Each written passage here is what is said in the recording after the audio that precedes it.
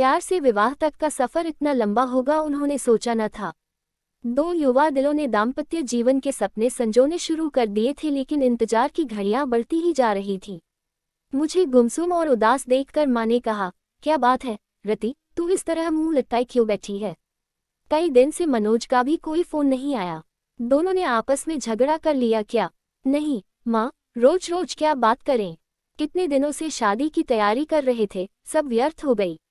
यदि मनोज के दादाजी की मौत न हुई होती तो आज तेरी शादी को 15 दिन हो चुके होते। वो काफी बूढ़े थे। 13वीं के बाद शादी हो सकती थी, पर तेरे ससुराल वाले बड़े दकियानूसी विचारों के हैं। कहते हैं कि साय नहीं है। अब तो 5-6 महीने बाद ही शादी होगी। हमारी तो सब तैयारी व्यर्थ हो गई। शादी के कार्ड बन चुके थे। फंक्शन हॉल को, कैटरर्स को, सजावट करने वालों को और भी कई लोगों को एडवांस पेमेंट कर चुके थे। 6 महीने शादी सरकाने से अच्छा खासा नुकसान हो गया है। इसी बात से तो मनोज बहुत डिस्टर्ब है माँ, पर कुछ कह नहीं पाता। बेटा, हम भी कभी तुम्हारी उम्र के थे। तुम दोनों के एहसास को समझ सकते हैं, पर हम चाहकर भी कुछ नहीं कर सकते। मैंने तो तेरी सास से कहा भी था कि साय नहीं है तो क्या हुआ, अच्छे काम के लिए सब दिन शुभ होते हैं, अब हमें शादी कर देनी चाहिए। मेरा इतना कहना था कि वह तो भड़क गई और कहने लगी, आपके लिए सब दिन शुभ होते होंगे, पर हम तो सायों में भरोसा करते हैं। हमारा इकलौता बेटा है, हम अपनी तरफ से पुरानी मान्यताओं को अनदेखा कर मन में कोई वहम पैदा नहीं करना चाहते। रति सोचने लगी कि मम्मी इससे ज्यादा क्या कर सकती है और मैं भी क्या करूं। मम्मी को कैसे बताऊं कि मनोज क्या चाहता है। नर्सरी से इंटर तक हम दोनों साथ साथ पढ़े थे, किंतु दोस्ती इंटर में आने के बाद ही हुई थी। इंटर के बाद मनोज इंजीनियरिंग करने चला गया और मैंने भी SC में दाखिला ले लिया था। कॉलेज अलग होने पर भी हम दोनों छुट्टियों में कुछ समय साथ बिताते थे। बीच में फोन पर बातचीत भी कर लेते थे। कंप्यूटर पर चैट हो जाती थी। MSc में आते ही मम्मी पापा ने शादी के लिए लड़का तलाशने की शुरुआत कर दी। मैंने कहा भी कि मम्मी, MSc के बाद शादी करना, पर उनका कहना था कि तुम अपनी पढ़ाई जारी रखो, शादी कौन सी अभी हुई जा रही है, अच्छा लड़का मिलने में भी समय लगता है। शादी की चर्चा शुरू होते ही मनोज की छवि मेरी आंखों में तैर गई थी। यूँ हम दोनों एक अच्छे मित्र थे, पर तब तक शादी करने के वादे हम दोनों ने एक दूसरे से नहीं किए थे। साथ मिलकर भविष्य के सपने भी नहीं देखे थे, पर मम्मी द्वारा शादी की चर्चा करने पर मनोज का ख्याल आना, क्या इसे प्यार समझूं? क्या मनोज भी यही चाहता है? कैसे जानूं उसके दिल की बात? मुलाकात में मनोज से मम्मी द्वारा शादी की पेशकश के बारे में बताया तो वह बोला, इतनी जल्दी शादी कर लोगी? अभी तो तुम्हें 2 वर्ष MSc करने में ही लगेंगे। फिर कुछ सोचते हुए बोला था, सीधे सीधे बताओ, क्या मुझसे शादी करोगी? पर अभी मुझे सेटल होने में कम से कम 2-3 वर्ष लगेंगे। प्रसन्नता की एक लहर तनमन को छू गई थी। सच कहूं मनोज, जब मम्मी ने शादी की बात की तो एकदम से मुझे तुम याद आ गए थे। क्या यही प्यार है? मैं समझता हूँ यही प्यार है। देखो, जो बात अब तक नहीं कह सका था, तुम्हारी शादी की बात उठते ही मेरे मुंह पर आ गई और मैंने तुम्हें प्रपोज कर डाला। अब जब हम दोनों एक दूसरे से चाहत का इजहार कर ही चुके हैं तो फिर इस विषय में गंभीरता से सोचना होगा। सोचना ही नहीं होगा रति, तुम्हें अपने मम्मी पापा को इस शादी के लिए मनाना भी होगा। क्या तुम्हारे घर वाले मान जाएंगे? देखो, अभी तो मेरा इंजीनियरिंग का अंतिम साल है, मेरी कैट की कोचिंग भी चल रही है, उसकी भी परीक्षा देनी है। वैसे हो सकता है इस साल किसी अच्छी कंपनी में प्लेसमेंट मिल जाए, क्योंकि कॉलेज में बहुत सी कंपनियां आती हैं और जॉब ऑफर करती है। अच्छा ऑफर मिला तो मैं स्वीकार कर लूंगा और जैसे ही शादी की चर्चा शुरू होगी मैं तुम्हारे बारे में बता दूंगा। प्यार का अंकुर तो हमारे बीच पनप ही चुका था और हमारा ये प्यार अब जीवन साथी बनने के सपने भी देखने लगा था। अब इसका जिक्र अपने अपने घर में करना जरूरी हो गया था। मैंने मम्मी को मनोज के बारे में बताया तो वह बोली, वह अपनी जाति का नहीं है। ये कैसे हो सकता है? तेरे पापा तो बिल्कुल नहीं मानेंगे। क्या मनोज के माता पिता तैयार हैं? अभी तो इस बारे में उसके घर वाले कुछ नहीं जानते। फाइनल परीक्षा होने तक मनोज को किसी अच्छी कंपनी में जॉब का ऑफर मिल जाएगा और रिजल्ट आते ही वह कंपनी ज्वाइन कर लेगा। उसके बाद ही वह अपने मम्मी पापा से बात करेगा। क्या जरूरी है कि वह मान ही जाएंगे? मम्मी, मुझे पहले आपकी इजाजत चाहिए। यह फैसला मैं अकेले कैसे ले सकती हूँ? तुम्हारे पापा से बात करनी होगी। उनसे बात करने के लिए मुझे हिम्मत जुटानी होगी। यदि पापा तैयार नहीं हुए तो तुम क्या करोगी? करना क्या है मम्मी, शादी होगी तो आपके आशीर्वाद से ही होगी, वरना नहीं होगी।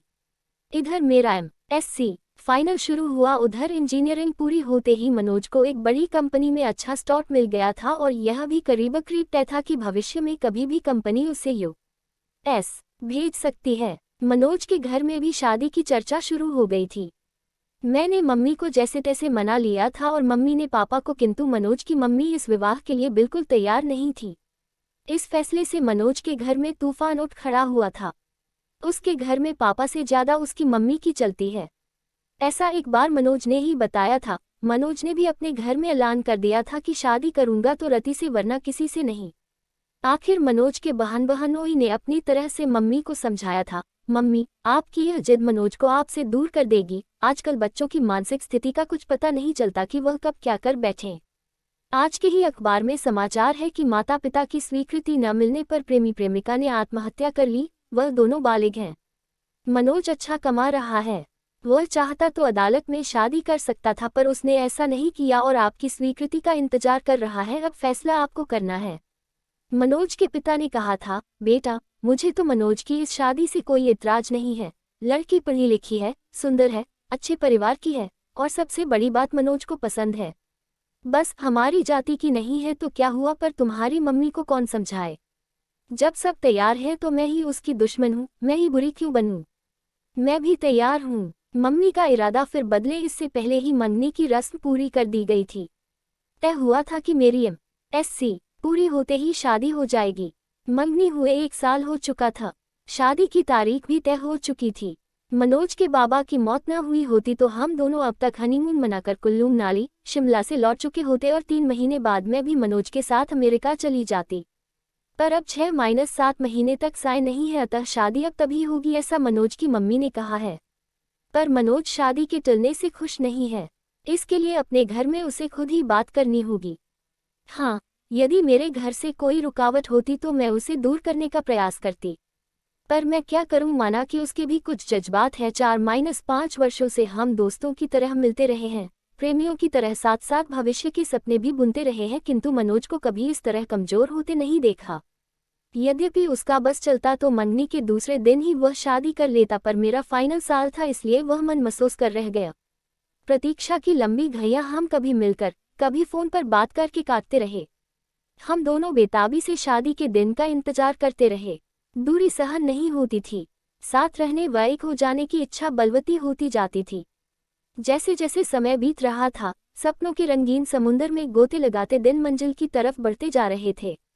शादी के 10 दिन पहले हमने मिलना भी बंद कर दिया था कि अब एक दूसरे को दूल्हा दुल्हन के रूप में ही देखेंगे, पर विवाह के 7 दिन पहले बाबाजी की मौत हमारे सपनों के महल को धराशायी कर गई। बाबाजी की मौत का समाचार मुझे मनोज ने ही दिया था और कहा था बाबाजी को भी अभी ही जाना था।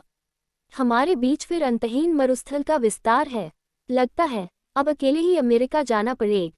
तुमसे मिलन तो मृग तृष्णा बन गया है। 13वीं के बाद हम दोनों गार्डन में मिले थे। वह बहुत भावुक हो रहा था। रति, तुमसे दूरी अब सहन नहीं होती।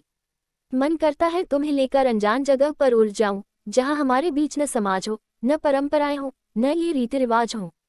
2 प्रेमियों के मिलन में समाज के कायदे कानून की इतनी ऊंची बाढ़ खड़ी कर रखी है कि उनकी सबकी सीमा ही समाप्त हो जाए। चलो रति, हम कहीं भाग चलें। मैं तुम्हारा निकट सानिध्य चाहता हूँ।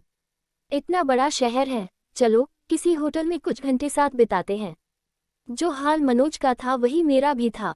एक मन कहता था कि अपनी खींची लक्ष्मण रेखा को अब मिटा दे, किंतु दूसरा मन संस्कारों की पिन चुभो देता कि बिना विवाह ये सब ठीक नहीं। वैसे भी एक बार मनोज की इच्छा पूरी कर दी तो यह चाह फिर बार बार सिर उठाएगी। नहीं, ये ठीक नहीं। क्या ठीक नहीं रति? क्या तुमको मुझ पर विश्वास नहीं? पति पत्नी तो हमें बनना ही है। मेरा मन आज जिद पर आया है। मैं भटक सकता हूँ। रति, मुझे संभाल लो। गार्डन के एकांत चुटपुटे में उसने बाहों में भरकर बेतहाशा चूमना शुरू कर दिया था। मैंने भी आज उसे यह छूट दे दी थी ताकि उसका आवेग कुछ शांत हो, किंतु मनोज की गहरी गहरी सांसें और अधिक समा जाने की चाह मुझे भी बहकाए उससे पूर्व ही में उठ खड़ी हुई। अपने को संभालो मनोज, ये भी कोई जगह है बहकने की। मैं भी कोई पत्थर नहीं, इंसान हूँ। कुछ दिन अपने को और संभालो। इतने दिन से अपने को संभाल ही तो रहा हूँ। जो तुम चाह रहे हो वह हमारी समस्या का समाधान तो नहीं है। स्थायी समाधान के लिए अब हाथ पैर मारने होंगे। चलो, बहुत जोर से भूख लगी है, एक गर्मागर्म कॉफी के साथ कुछ खिला दो, फिर इस बारे में कुछ मिलकर सोचते हैं। रेस्टोरेंट में बैरे को ऑर्डर देने के बाद मैंने ही बात शुरू की। मनोज, तुम्हें अब एक ही काम करना है, किसी तरह अपने माता पिता को जल्दी शादी के लिए तैयार करना है, जो बहुत मुश्किल नहीं। आखिर वे हमारे शुभचिंतक हैं। तुमने उनसे एक बार भी कहा कि शादी इतने दिन के लिए न टालकर अभी कर दें? नहीं, ये तो नहीं कहा। तो अब कह दो। कुछ पुराना छोड़ने और नए को अपनाने में हरेक को कुछ हिचक होती है। अपनी इंटरकास्ट मैरिज के लिए आखिर वह तैयार हो गए न? तुम देखना, बिना सायों की शादी करने को भी वह जरूर मान जाएंगे। मनोज के चेहरे पर खुशी की एक लहर दौड़ गई थी। तुम ठीक कह रही हो रति, ये बात मेरे ध्यान में क्यों नहीं आई? खाने के बाद तुम्हें घर पर छोड़ देता हूँ। कोर्ट मैरिज की डेट भी तो पास आ गई है, उसे भी आगे नहीं बढ़ाने दूंगा। ठीक है, अब मैरिज वाले दिन कोर्ट में ही मिलेंगे।